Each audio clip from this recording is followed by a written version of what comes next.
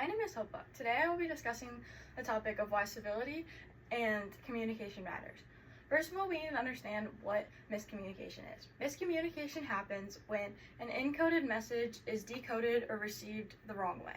This can happen due to noise, differentiation, and filters, resulting in miscommunication. Next, we need to understand civility. The power of civility is very important in communication because civility is responding respectfully and polite and understanding of others' perspectives. We can use civility in ugly situations to de-escalate them by being respectful and polite in how our responses are. So miscommunication happens all the time in the workplace. So a scenario that can happen in the workplace that is very common is via email. So in our generation, we tend to send a lot of texts and emails to communicate. And it is very hard sometimes to depict what tone is being sent across, which results in miscommunication.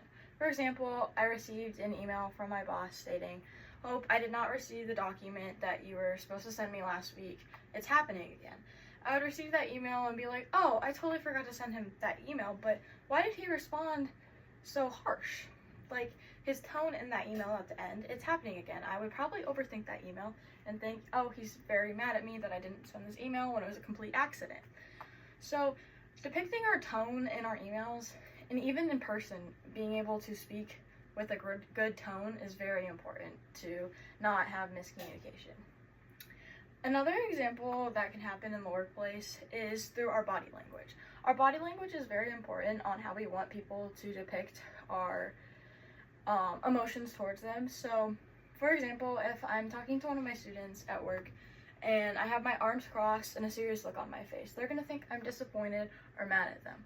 But in reality, I was just giving them good feedback on how proud I am of them and their work to keep up the good work.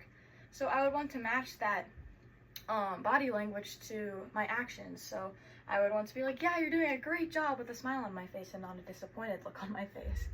So body language plays a huge role in not causing miscommunication. So after hearing these two scenarios, I bet you're wondering how we can prevent miscommunication in the workplace. We can prevent miscommunication in the workplace by simply watching our tone, watching the words we say to make sure, put yourself in the shoes of the person reading the email. How would you perceive that email?